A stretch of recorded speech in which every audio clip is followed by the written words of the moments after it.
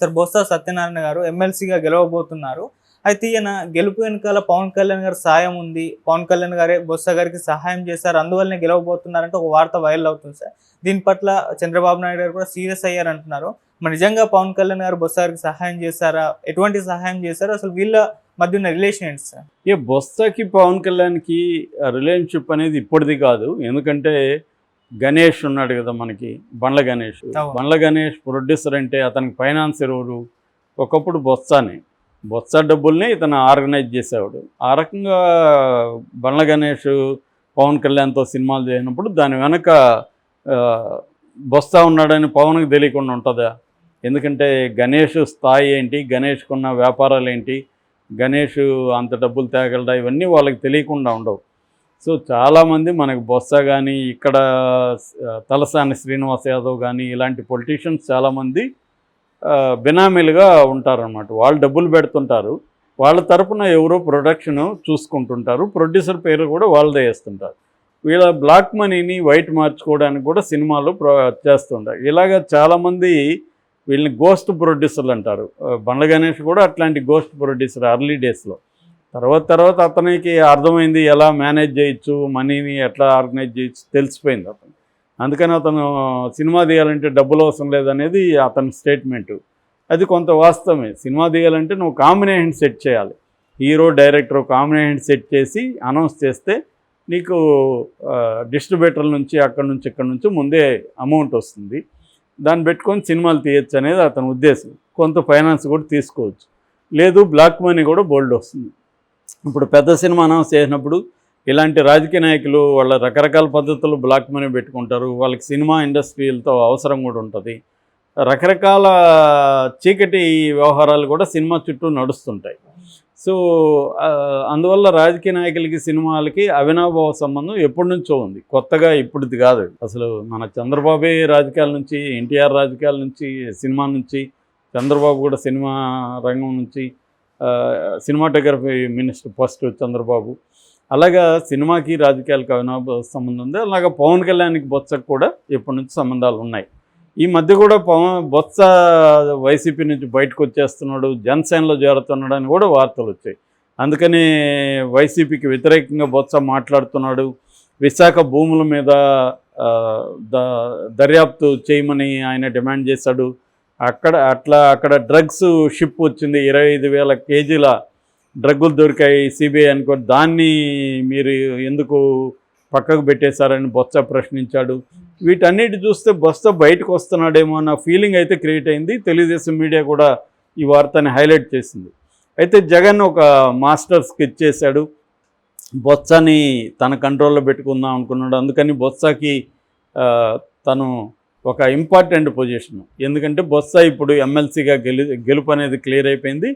ఎమ్మెల్సీగా వెళ్ళినాక రేపు అక్కడ మండలిలో ఇప్పటికి కూడా వైసీపీకి మెజార్టీ ఉంది. రేపొద్దున మండలిలో వైసీపీ తరపున ఈయన అధ్యక్షుడిగా ఉంటాడు. ఉన్నప్పుడు ఆయనకి అన్ని ప్రోటోకాల్ ప్రకారం అన్నీ దొరుకుతాయి.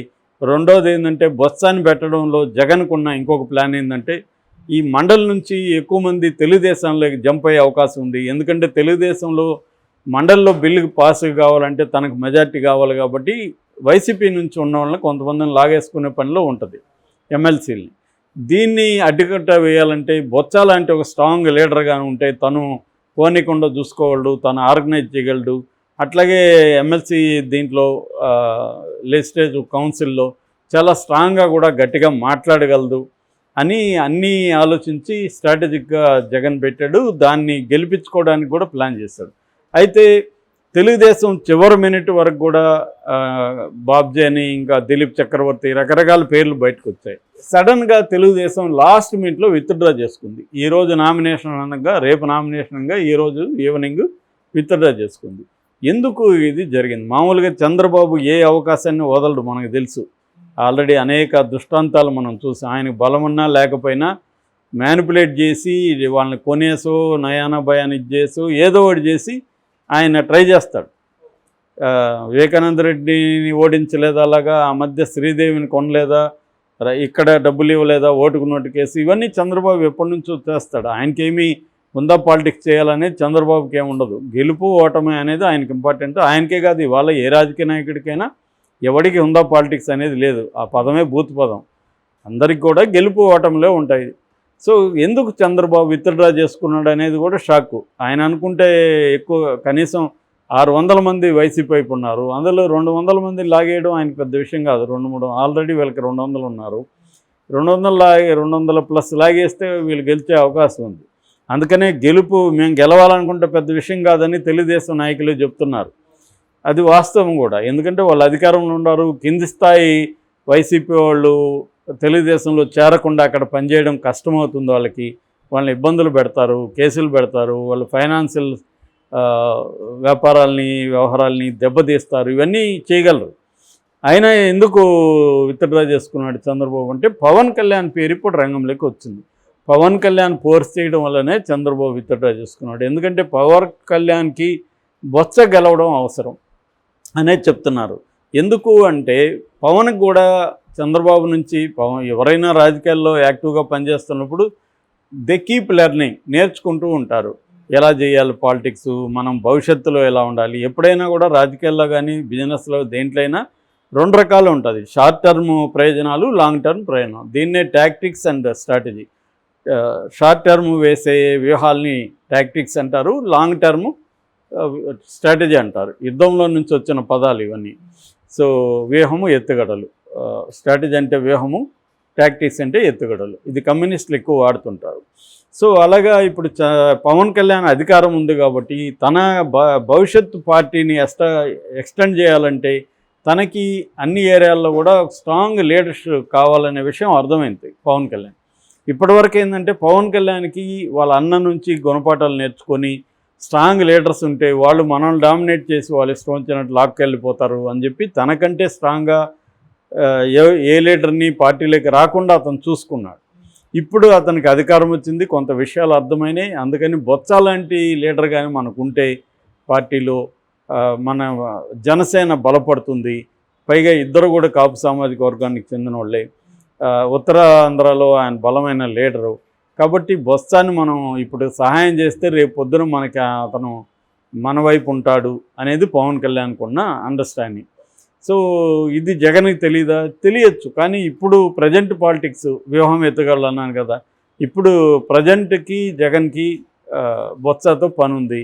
బొత్స లాంటి నాయకుడు మండలిలో ఉండాలి. లేదంటే ఆయన లేళ్ల అప్పిరెడ్డిని అనుకున్నారు. లేళ్ల అప్పిరెడ్డి పట్ల పార్టీలో కొంతమందిలో వ్యతిరేకత ఉంది. సీనియర్స్ అంతా ఉంటే తను ఎట్లా పెడతారని. బొత్స పట్ల వ్యతిరేకత లేదు. అందుకని బొత్సాన్ని పెడితే మనం బాగుంటుంది అనేది జగన్కున్న అండర్స్టాండింగ్. సో పవన్ కళ్యాణ్ కూడా బొత్సని హెల్ప్ చేయడం ద్వారా రేపొద్దున తనకి అవసరమైనప్పుడు బొత్స తనకి హెల్ప్ చేస్తాడు, లేదు తన పార్టీలోకి వస్తాడు అన్న ముందు చూపుతో పవన్ కళ్యాణ్ ఇది పెట్టాడు. ఇప్పుడు తెలుగుదేశం వాళ్ళు అక్కడ గెలిస్తే పవన్ కళ్యాణ్కి వచ్చే ఉపయోగం ఏముంది? పవన్ కళ్యాణ్ ఈ కూటమిలో ఉంటూనే జనసేనని స్ట్రెంగ్తన్ చేసుకోవాలనేది పవన్ కళ్యాణ్కి ఉన్న వ్యూహం. దీంట్లో ఉండాలి, తెలుగుదేశంతో గొడవలు పడకూడదు, అట్ ద సేమ్ టైం జనసేనని నిర్మాణంగా స్ట్రెంగ్తన్ చేసుకోవాలి అనేది పవన్ కళ్యాణ్ ప్లానింగ్. ఆల్రెడీ సభ్యత్వం విపరీతంగా చేర్చుకుంటున్నారు. పార్టీ 24 hours అక్కడ ఆఫీస్ పనిచేయాలని ప్లాన్ చేసుకుంటున్నాడు. తనకు జనంలో తన పట్ల పాజిటివ్ ఒపీనియన్ రావడానికి జనంతో ఇంటరాక్ట్ అవుతూ వాళ్ళ సమస్యలను పరిష్కరించడం ఇవన్నీ కూడా చేస్తున్నాడు. ఇది పవన్ కళ్యాణ్కి ఒక స్ట్రాటజీతో, అతను ఒక టాక్టిక్స్ అండ్ స్ట్రాటజీతో వ్యూహాత్మకంగా వెళ్తున్నాడు పవన్ కళ్యాణ్.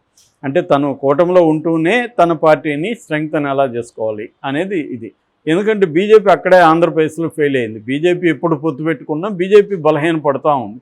చంద్రబాబు కూడా తెలివిగా ఏం చేస్తాడంటే మంచిగా ఉంటూనే దాన్ని వీకెన్ చేయడంలో ఎక్స్పర్ట్ చంద్రబాబు. సో అందువల్ల అది పవన్ కళ్యాణ్కి తెలుసు. అందుకనే పవన్ కళ్యాణ్ ఏంటంటే చాలా జాగ్రత్తగా డీల్ చేసుకుంటూ వస్తున్నాడు. అందులో భాగంగానే బొత్సాని పవన్ కళ్యాణే హెల్ప్ చేశాడు. చాలామంది జగన్ వ్యూహాల వల్లే గెలుస్తున్నాడు అనుకుంటున్నారు, కానీ పవన్ కళ్యాణ్ కూడా అటుపక్క ఆపగలిగాడు. లేకపోతే చంద్రబాబు ఆగేవాడు కాదు